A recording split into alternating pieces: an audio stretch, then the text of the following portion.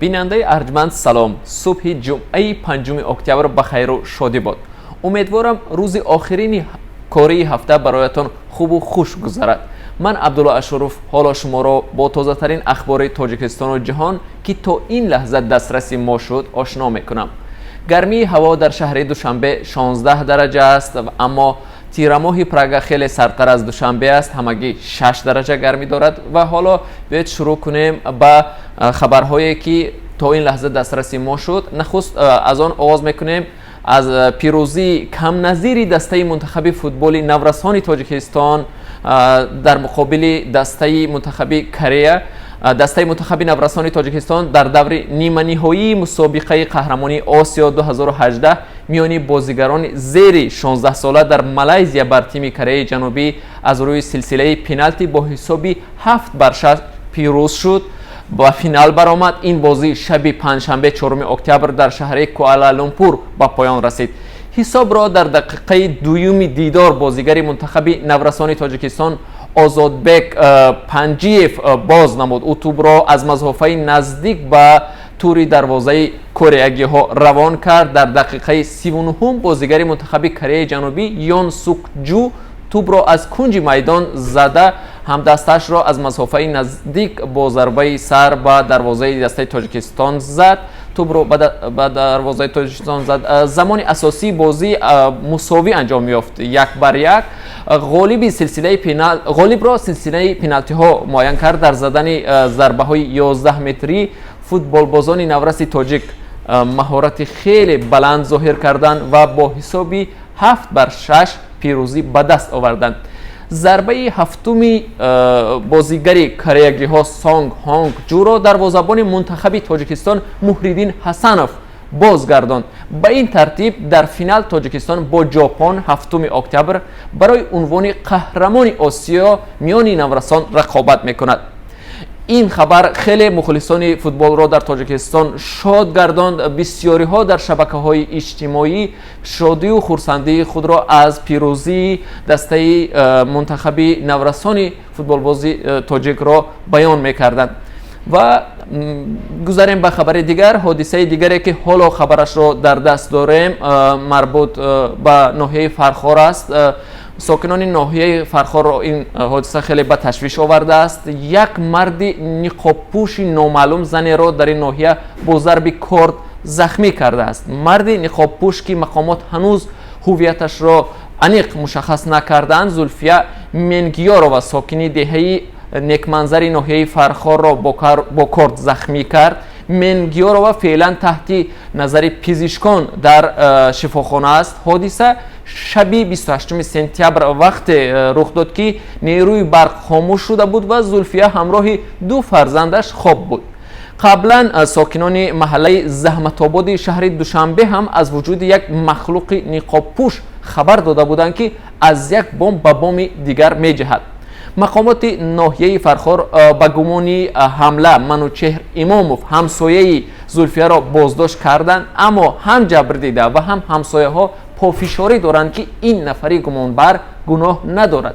یک مسئول شعبه کارهای داخلی ناحیه فرخار ولایت ختلان در صحبت با رادیو آزادی گفت که حالا در این زمینه تحقیق جریان دارد و چند دفعه نیز زولفیه منگیارو را نیز پرسیدند.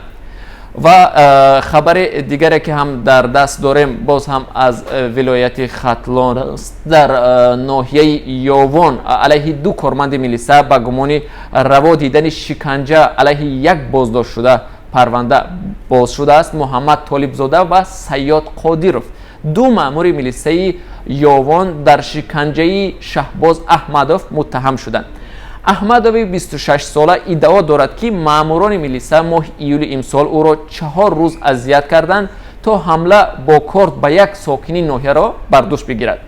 او بعد یافت شدن متهم اصلی در این جنایت از بازداشت آزاد شده است. کارمندان میلیسا قبلا به رادیو آزادی جای داشتن شکنجه را رد کرده بودند و گفتند که شهباز احمدوف را همچون گمانبر جنایت بازپرسی کردند و کسی به سویش دست نبرداشته است. ائتلاف ضد شکنجه در تاجیکستان میگوید دادستانی ناحیه یاوان علیه 2 کارمند این میلیسا پرونده جنایی باز کرده به تحقیق حادثه ادامه میدهد.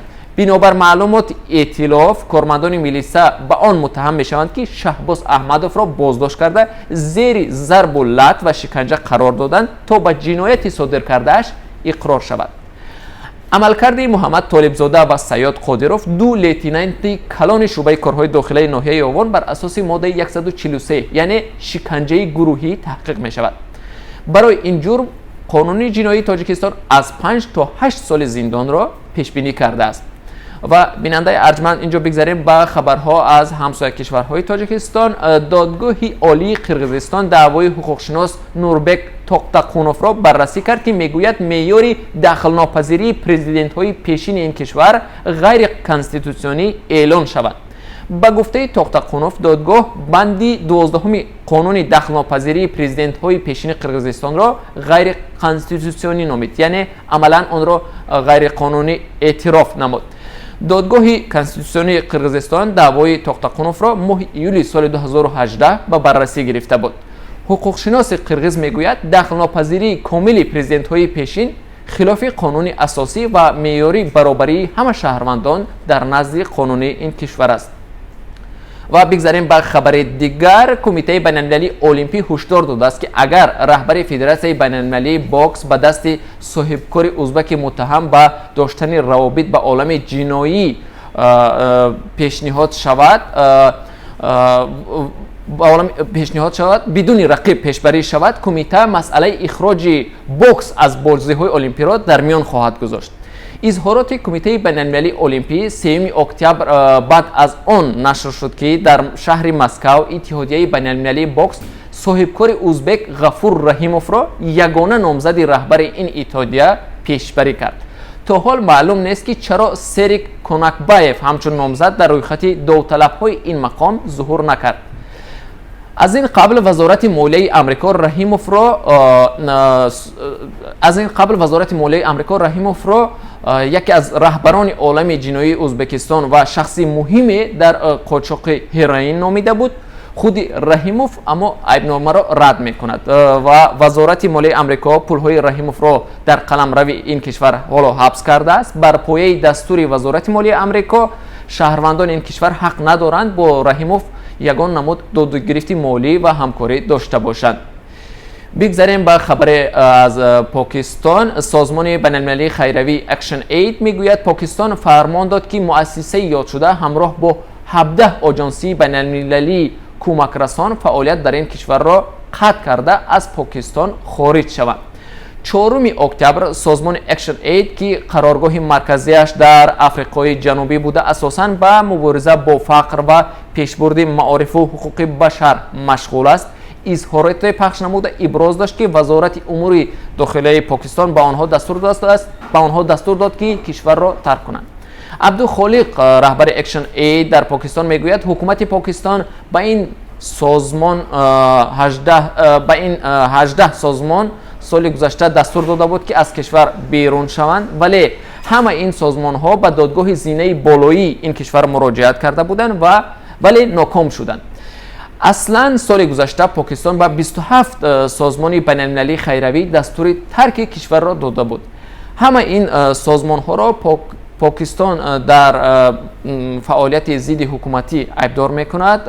این سازمان ها در ساحه های معارف، مبارزه با فقر و حقوق بشر فعالیت میکنند. یکی از این سازمان ها را مقامات پاکستان با پیش بردن فعالیت های ضد دولت پاکستان نیز متهم کرده بود. خبری دیگرمان مربوط است به سفر قریب الوقوع سروزیر روسیه دیمیتری مدویدف. بنابر اطلاع سامانه رسمی حکومت روسیه هفته آینده دیمیتری مدویدف برای اشتراک در ملاقات شورای سران حکومت‌های کشورهای اعضای سازمان همکاری‌های شانگهای به تاجیکستان می‌آید. همایش شورای سران حکومت‌های کشورهای عضو سازمان همکاری‌های شانگهای روزهای 11 اکتبر در شهر دوشنبه برگزار می‌شود. قرار است در این نشست هیئت‌های هندوستان و قزاقستان، قرقیزستان، چین، پاکستان، روسیه، تاجیکستان و ازبکستان مسائل رشد تجارتی و اقتصادی و بشری را در چهارچوب سازمان همکاری‌های شانگهای بررسی کنند. انتظار می رود. نخست وزیر چین هم لیک کسویان در اجلاسیه نخست وزیران سازمان همکاری شانگهای در تاجیکستان شرکت ورزد. سازمان همکاری های شانگهای برای همکاری های امنیتی، اقتصادی و فرهنگی تشکیل شده است. این سازمان هنوز سال 2001 از سوی چین، روسیه، قزاقستان، تاجیکستان، ازبکستان و قرقیزستان تأسیس یافته بود. اخیراً هندوستان و پاکستان نیز به عضویت این سازمان پذیرفته شدند. عین حال مغولستان، ایران و افغانستان در این سازمان مقامی ناظر را دارند. بیننده ارجمند، اینجا رسیدیم به پایان اخبار بامدادی از رادیو آزادی. روز خوش و خوبی داشته باشید، با ما بمانید. برنامه‌های نو و تازه ما در پیشند. خبر و گزارش‌های ما را در سامانه آزادی www.azadi.org می توانید مطالعه کنید و در صحیفه ویژه ما در یوتیوب آزادی ویدیو می توانید تماشا کنید.